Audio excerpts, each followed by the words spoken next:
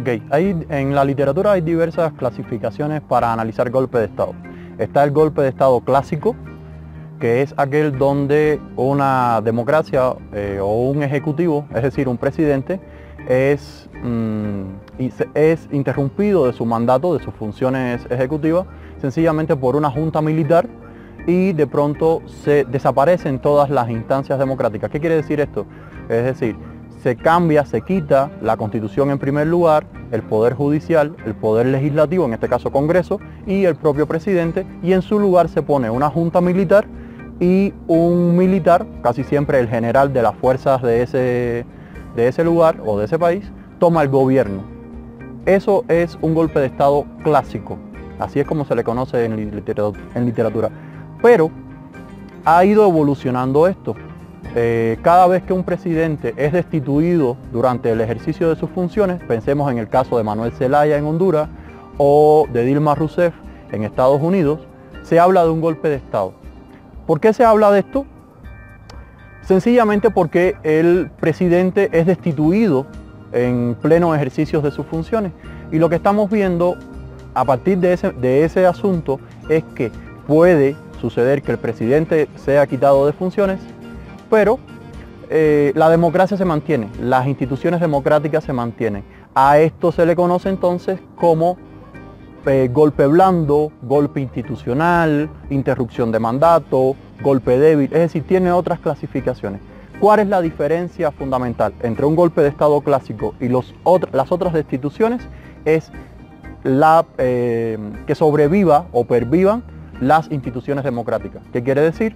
Juego electoral, el Senado o el Congreso no sea eliminado o sea quitado completamente y se convoquen a unas elecciones posteriores. En otras palabras, que el sistema democrático siga funcionando, aun cuando su presidente elegido no esté. Esa es la diferencia.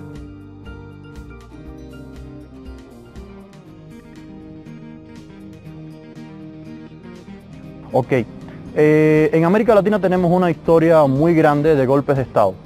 Podemos hablar desde la primera mitad del siglo XX, por ejemplo el caso de Cuba en 1953, aunque en 1930 ya hubo varios, y a partir de ahí se siguieron, por ejemplo Guatemala, el propio caso de Pinochet es el más clásico de todos ahorita, y otros lugares que casi siempre son o países africanos donde la debilidad democrática es muy grande, donde existen grandes conflictos territoriales, tribales, etc. Y esto lleva a que el jefe de gobierno casi siempre sea destituido por una junta militar o por un general. Las diferencias fundamentales ahorita es que a partir de 1990 en América Latina hubo una ola democratizadora, es decir, existieron ejemplos de una demostración de que América estaba transitando hacia una democracia plena. En África, por ejemplo, esto no sucede. Las instituciones democráticas son muy débiles todavía existen demasiados grupos en pugna, todavía no existe una conciliación entre las fuerzas opositoras y esto lleva a que constantemente se estén dando estos golpes. Aparte, es un país muy empobrecido, o sea, es un continente muy empobrecido a nivel general, tiene una presencia muy fuerte de las antiguas colonias, es decir, de las antiguas metrópolis que colonizaron esos países, dígase Gran Bretaña, Francia o en este caso Portugal, España en menor medida y Estados Unidos que tiene fuertes intereses. Todo eso lleva a un entramado muy conflictivo y que es muy difícil mantener el sistema democrático. No pasa tanto en América Latina después de 1990.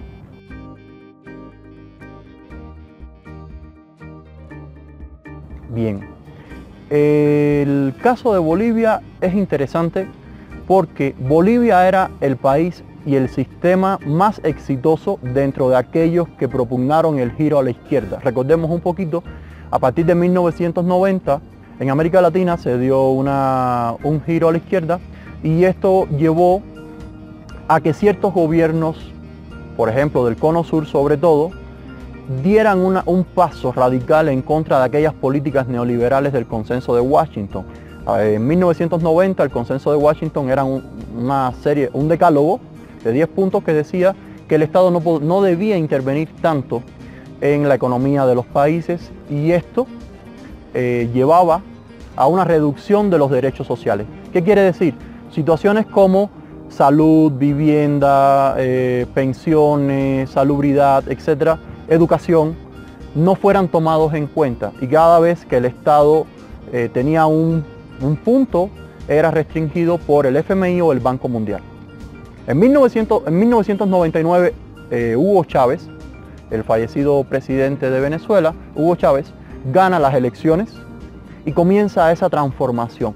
Se dio en un contexto interesante. Primero, una inestabilidad política en muchos países, empezando por Argentina.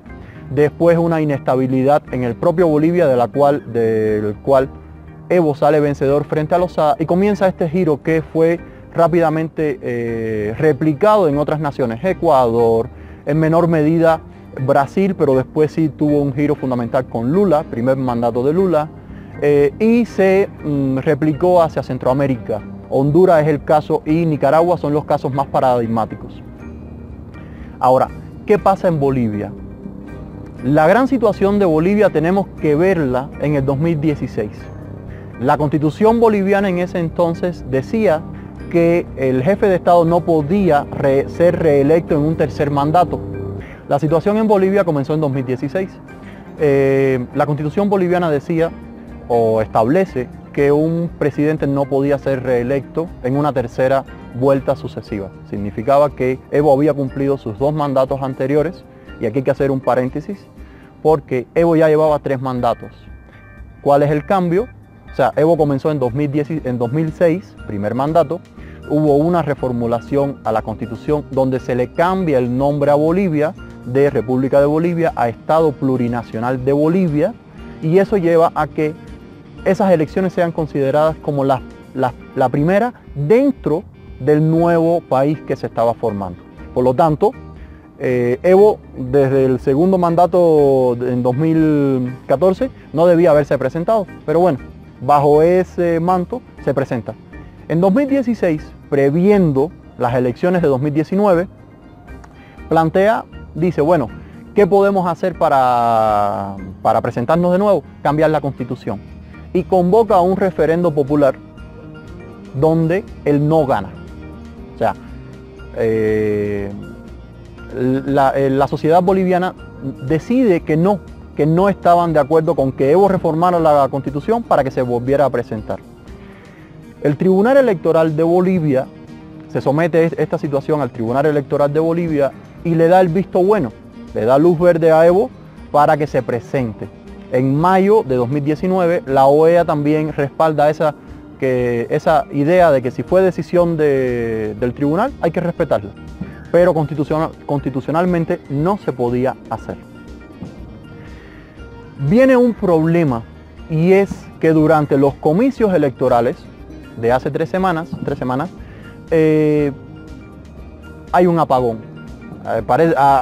Si los mexicanos hacemos un poquitico de historia, recordemos que hubo un apagón a inicios de la década de 1990, y recordemos que en el 2006 ese apagón se vuelve a repetir de cierta manera, y cada vez que existe un apagón en el conteo de votos en un sistema electoral presidencial, hay un problema. Hay un problema, porque la gente enseguida empieza a dudar y dicen que hubo fraude. Inmediatamente después de eso, de ese apagón, la ventaja de Evo aumentó drásticamente. Esos son pequeños detallitos que llevan a pensar de que las elecciones no fueron completamente limpias, por decirlo de alguna manera. Evo no llevaba 10% de 10 puntos porcentuales por encima del candidato opositor, Carlos Mesa, y esto iba a llevar a una segunda vuelta presidencial. Esa segunda vuelta significa que los 2 máximos candidatos se enfrentaban ellos 2 nada más. Por supuesto, con las alianzas que pudieran concertar. Muy poco tiempo para que Evo concertara más alianzas de las que sí iba a poder tener Carlos Mesa. Bueno, en esa situación Evo, el Tribunal Electoral da ganador a Evo una vez que se restablece el sistema, y por supuesto existen manifestaciones en Bolivia llevadas a cabo en primer lugar por el sector empresarial, pero teniendo como puente la juventud, o sea, un sector joven de Bolivia. Ese sector joven realmente es quien tiene mayor presencia en esas movilizaciones. Las movilizaciones que desencadenan un descontento muy grande, y Evo, para tratar de solucionar esa situación, lo que hace es, bien, en primer momento vamos a convocar a una reunión de la OEA para que puedan auditar y revisar las actas de votación. En un segundo momento, que se van a hacer nuevas elecciones y que se va a destituir al Tribunal Electoral. Y en un tercer momento, ya cuando la situación era muy candente, irrumpen la policía en primer lugar y después las Fuerzas Armadas y piden la renuncia. Ante esa situación, Evo no le queda otro paso que renunciar. Si no hubiese renunciado, la situación hubiese empeorado, una mayor choque de fuerzas entre la policía, las Fuerzas Armadas, la oposición y los favorables a Evo, en este caso aquellos pertenecientes al movimiento socialismo, al MAS. Ese es el contexto en el que se desarrolla Bolivia, la situación de Bolivia en esos momentos. Esa es una pregunta súper interesante. ¿Por qué el asilo en México? La respuesta tiene muchos matices y ninguno es más importante que otro, o hay que tratar de mirarlos en todo el contexto. ¿Por qué México? La 4T, y hay que señalarlo, ha tenido un discurso político de integración social, de favorecer a los más vulnerables, a los menos favorecidos, y ese discurso ha calado amplio dentro de toda Latinoamérica, o sea, dentro de todo aquello que no sea Norteamérica, Canadá, Estados Unidos, México. Otra de las razones tiene que ver con que algunos líderes que están emergiendo en América del Sur, sobre todo en Argentina, Alberto Fernández, por ejemplo, quiere otra vez establecer esa conexión norte-sur. México durante mucho tiempo se apegó más a Estados Unidos y no ha mirado tanto hacia América Latina. Y Alberto Fernández, dentro de su idea, también quiere establecer ese contacto. ¿Por qué? Primero, por la capacidad económica que tiene México, y segundo, porque se considera que pertenece a esa línea. Un tercer elemento tiene que ver con la historia de asilo político que tiene México. Si algo ha caracterizado a la diplomacia mexicana, es que ha sido siempre un ejemplo y un referente para toda América Latina y para el mundo. Ahí nosotros tenemos, por ejemplo, el Tratado de Tlatelolco en la década del 60, con la no proliferación de ensayos ni armas nucleares en la región, y fue encabezado por un mexicano, por el canciller en ese momento. Ahora, en cuanto al asilo, la historia se remonta hasta principios del siglo XX y un poquito más atrás, porque, por ejemplo, José Martí estuvo acá, etc. Pero esa historia ha sido muy importante para los líderes. Recordemos que Manuel Zelaya, después que fue depuesto de Honduras, Calderón le ofreció el asilo. Claro, él salió después, pero le ofrecieron asilo.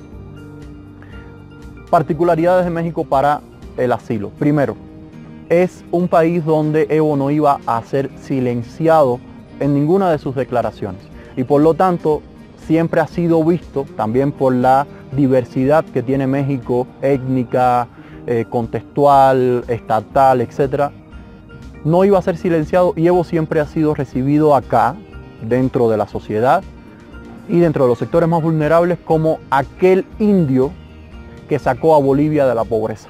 Entonces es un referente, es un ícono. Un segundo momento tiene que ver con que los movimientos de México para favorecer el asilo. Ningún otro pueblo se pronunció rápidamente de que en caso de necesidad iban a ofrecer el asilo. ¿Por qué no Venezuela y Cuba? Primero, yo creo que por una estrategia política. Llegar a Venezuela y a Cuba significaría, primero, si llegaba a Cuba, significaría la llegada de un derrotado en la ideología y el imaginario del gobierno cubano, siempre hemos tenido esta postura, el gobierno ha tenido esta postura de que contra el imperio todo, frente al imperio nada. Entonces si llegaba Evo, otra vez, ¿y por qué? ¿Y por qué llegó? Y efectivamente miren las afiliaciones que tiene con La Habana está metida en Bolivia, etc. El discurso popular siempre es complicado. Y eso llevaría a que aquellos sectores en Bolivia que todavía tenían cierto cuidado de decir no, todavía Evo no está influenciado por La Habana, ya descartaran cualquier duda. En el caso de Venezuela hubiese sido peor, porque hubiese envalentonado a la oposición venezolana a hacer lo mismo que sucedió en Bolivia. Entonces creo que tiene que ver con una estrategia o un costo político. Otra vez, es una impresión personal, no lo sabemos a ciencia cierta. Pero esos tres factores: primero, México fue el primer país que se movió rápidamente y que ofreció el asilo. Argentina no lo iba a ofrecer porque está en transición. Y Alberto Fernández acaba de decir hoy que si Evo lo considera, Argentina le brinda asilo. Y yo creo que esa va a ser la próxima jugada. Evo moviéndose hacia Argentina porque le permite estar cerca de Bolivia. Y en Argentina hay muchos bolivianos, lo que le permitiría retomar la base en la cual tiene una gran fuerza.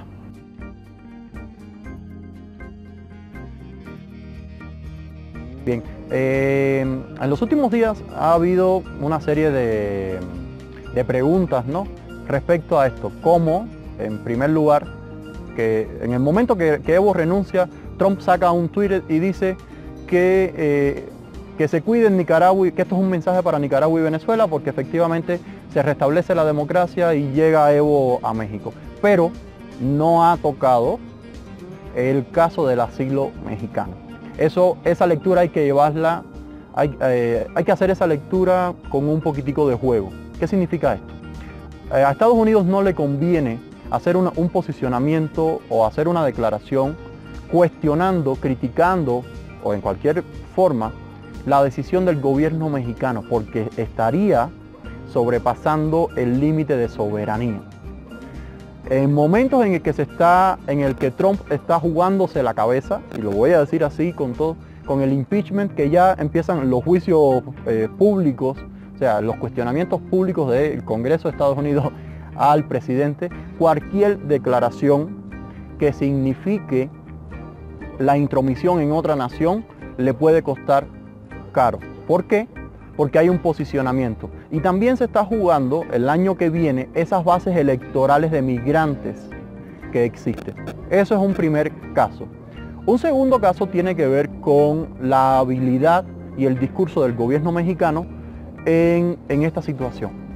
Siempre se ha apelado a la dignidad nacional, a la soberanía del pueblo mexicano, a la decisión del pueblo mexicano dentro de sus facultades, al respeto a los derechos humanos y también el manejo que ha hecho el presidente bajo el concepto o la causa de que peligraba su vida.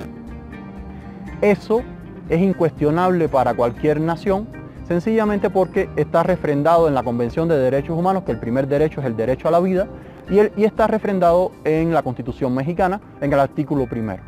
Y la posición de asilo es una posición de respeto a esa vida, que no va a ser permanente, nadie sabe cuánto puede durar, pero que va a permitirle a México nuevamente ser puntero en las relaciones diplomáticas latinoamericanas en un primer paso, algo que se había perdido en el sexenio anterior con las posturas de Videgaray, por ejemplo, de crítica a distintos gobiernos.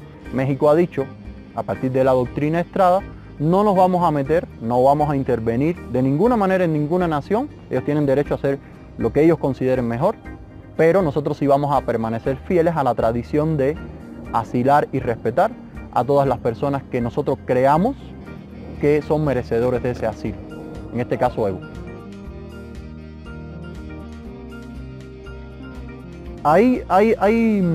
Esa pregunta es interesante porque tenemos que analizarla en dos posturas y dos asuntos completamente independientes. En el caso de la protección a Evo Morales, sencillamente porque ya desapareció el cuerpo presidencial, el cuerpo de seguridad presidencial, y ahora quien tiene esa función va a ser la Guardia Nacional. Y por supuesto porque peligra su vida, no sabemos cuáles pueden ser los intereses de distintos sectores con Evo acá. Ese es un primer momento. Ahora, la parte de la Guardia Nacional respecto a los migrantes, esa sí es una respuesta que va directamente relacionada con la postura de Estados Unidos. En un primer momento, el discurso de derechos humanos de puertas abiertas, de puertas amigas, se vio entorpecido porque Trump sí le dijo, por favor, ni un migrante más, haz lo que tengas que hacer. Y la Guardia Nacional cumplió ese objetivo.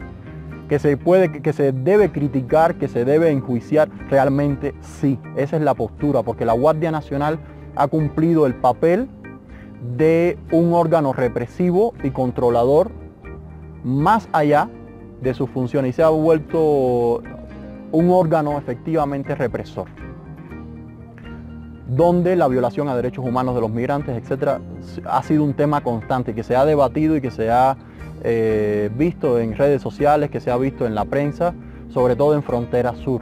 Eso lo hemos visto, el cómo se acercan a estos grupos y están constantemente conteniendo a estos grupos de migrantes. Por lo tanto, son dos lecturas completamente distintas que tenemos que tener cuidado. Por un lado, se protege a Evo Morales, que es una persona, que es una figura pública, que es una figura mediática porque constantemente está en Twitter.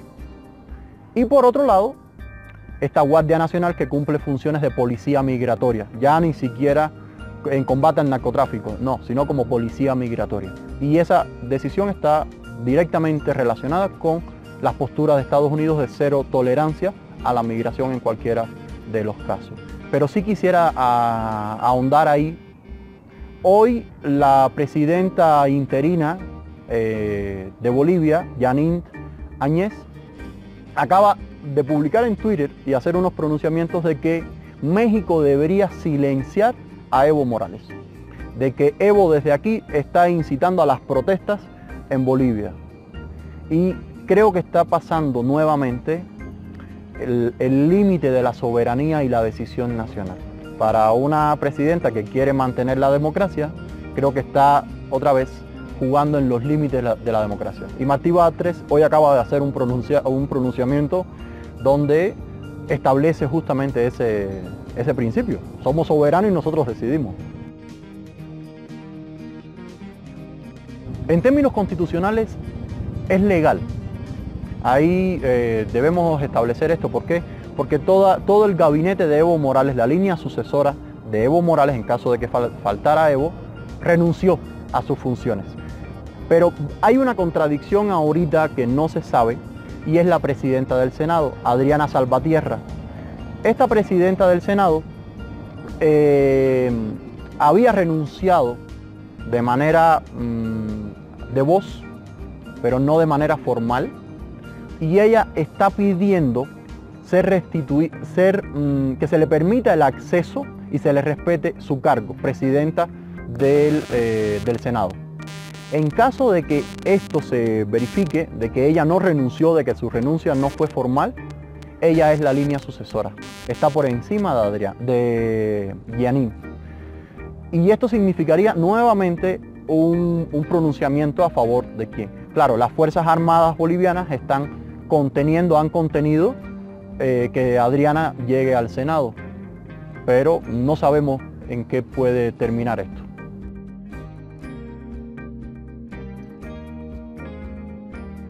En primer lugar, ha sido ampliamente celebrado que México haya recibido a Evo Morales y a su vicepresidente. Voy a hablar sobre él en un momentito. Álvaro García Linera. Ha sido celebrado en primer lugar porque posiciona el discurso de la 4T, de pueblos hermanos, pueblos amigos, con estos sucesos, algo que no había sucedido antes, por ejemplo con la migración, que tuvo una gran cantidad de críticas, por ejemplo, o con los acuerdos después de aquella amenaza del 5% a los aranceles, etc. Entonces nuevamente vuelve a posicionar el respeto y la imagen de México frente al mundo.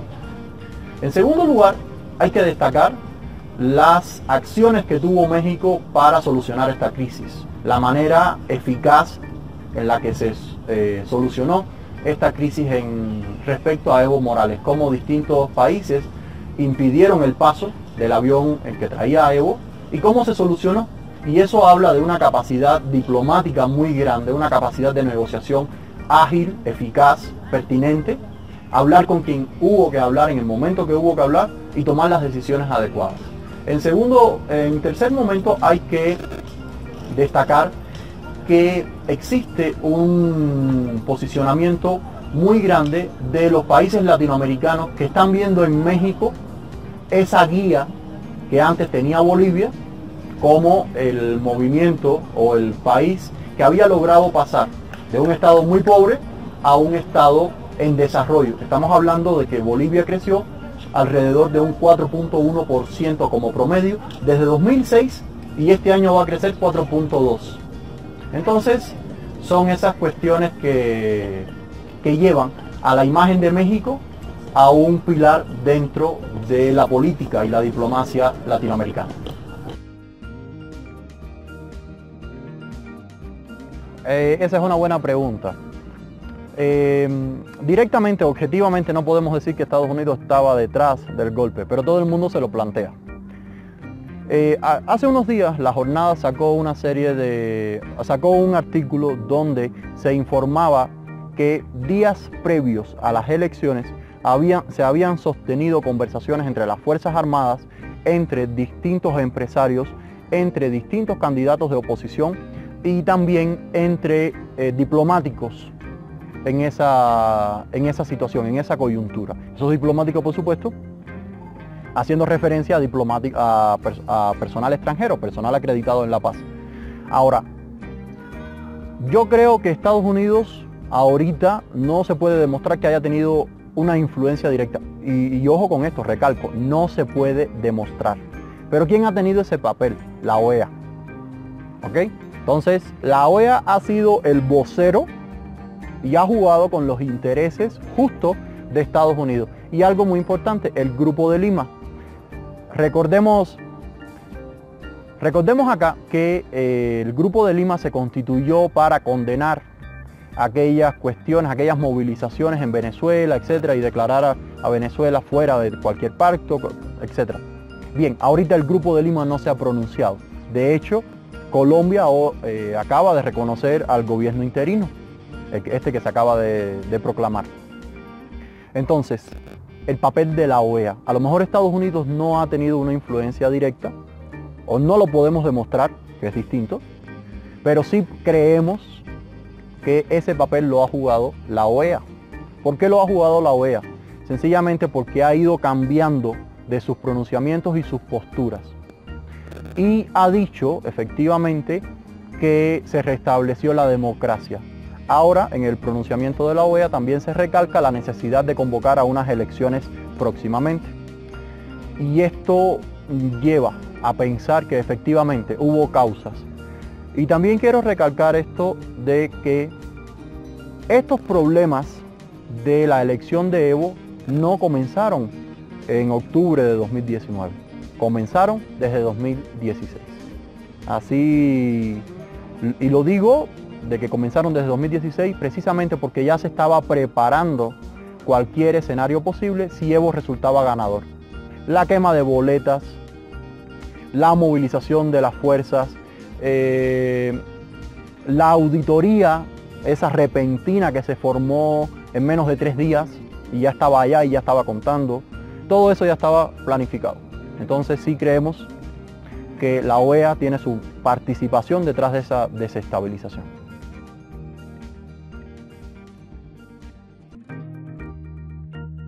Sí, claramente. Mira, Bolivia durante mucho tiempo se estuvo haciendo eco del impacto, del milagro chileno. Es decir, Chile había sido, dentro de los países neoliberales, el más exitoso y era visto siempre como el referente del impacto del neoliberalismo, de las políticas neoliberales en la economía. Con las protestas chilenas, básicamente, ese milagro se desmoronó.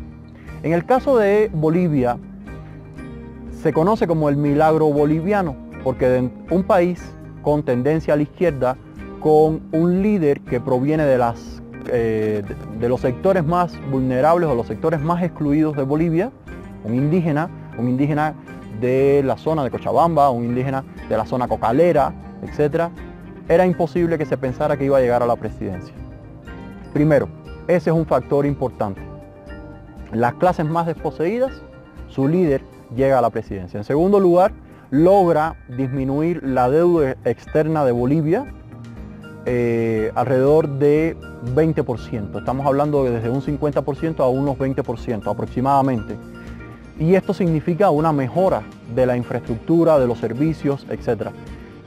Vuelve otra vez a rescatar a esos pueblos y clases vulnerables, el sector indígena, el sector cocalero. Defendió al sector cocalero frente que decían que era un incitador al narcotráfico, etc. Y defendió a ese sector. ¿Qué significa esto? Significa que se contrapone directamente a los intereses económicos de esos países o de esas clases empresariales, por decirlo de alguna manera. Pensemos, Bolivia nacionalizó los hidrocarburos, los combustibles, constituyó la primera empresa nacional de extracción y procesamiento de litio, y los principales yacimientos de litio están en Bolivia, en el Salar de Uyuni. Y esto lleva a que rápidamente los intereses chinos, los intereses rusos, los intereses estadounidenses y canadienses estén haciendo juego. Hay una idea interesante detrás de esta acción de México, en primer lugar, de ir a buscar al presidente Morales, y en segundo lugar, de ponerse en una postura digna frente al que se debe hacer. Recordemos que durante mucho tiempo la política mexicana estuvo dirigida por las pretensiones o los intereses de Estados Unidos. Eso hay que decirlo. Hubo un momento de quiebre grande con el gobierno de Lázaro Cárdenas, pero posterior a eso, cualquier cosita que oliera a algún interés en contrario a Estados Unidos, también traía, oye, aplícate. Tenemos el caso, por ejemplo, de Zedillo, donde existe una serie de momentos como el del año 68, por ejemplo, pero también la postura de Cuba, etc. Ahora, lo que estamos rescatando en este momento, lo que este gobierno está rescatando es precisamente esa dignidad del país como ejemplo, no solamente para Latinoamérica, sino para el mundo, de que nosotros somos un país soberano, de que México es un país soberano digno y de que nadie puede meterse o cuestionar nuestras decisiones sencillamente por una cuestión de prepotencia o de poder. Y creo que eso es sumamente admirable y loable. En otros momentos ese discurso se ha cambiado, ya lo hemos visto, pero en este momento es un ejemplo digno. Y en un segundo momento, el hecho de rápidamente moverse hacia Bolivia a buscar a Evo tiene que ver, primero, con una gran capacidad de diplomacia, tiene que ver con un papel de la Secretaría de Relaciones Exteriores mexicanas que movió, y tiene que ver también con el papel de Alberto Fernández, recién electo presidente argentino, en esa movilización. Saben que a Evo lo van a matar, hay que sacarlo del país, ¿cómo le hacemos y quién puede ayudarnos? Ninguna de las otras naciones estaba en situación de lograrlo. A Venezuela le hubiesen cerrado el espacio aéreo, todos los que estaban al lado, excepto Venezuela. No iba a poder salir de Venezuela el avión. Argentina no podía tomar medidas porque el presidente en funciones no lo iba a permitir. Colombia, el Grupo de Lima, tampoco lo iba a acontecer. ¿Quién tenía las posibilidades de jugar y de desempeñar ese papel? México. Y lo hizo perfecto. Muy bien, quiero preguntarte que a partir de la decisión que toma México, ¿la geografía de América cambia? En términos simbólicos, tal vez. Debiéramos esperar un poquito más para pensar esa radiografía y esa geografía simbólica de América Latina. Yo siento que México pudiera acercarse en términos políticos o diplomáticos a América Latina, pero por el tema económico no lo va a hacer. Y creo que deberíamos esperar 3 años más para ver si efectivamente juega un papel importante en esa configuración. Muy bien, sería todo. Gracias. Muchísimas gracias.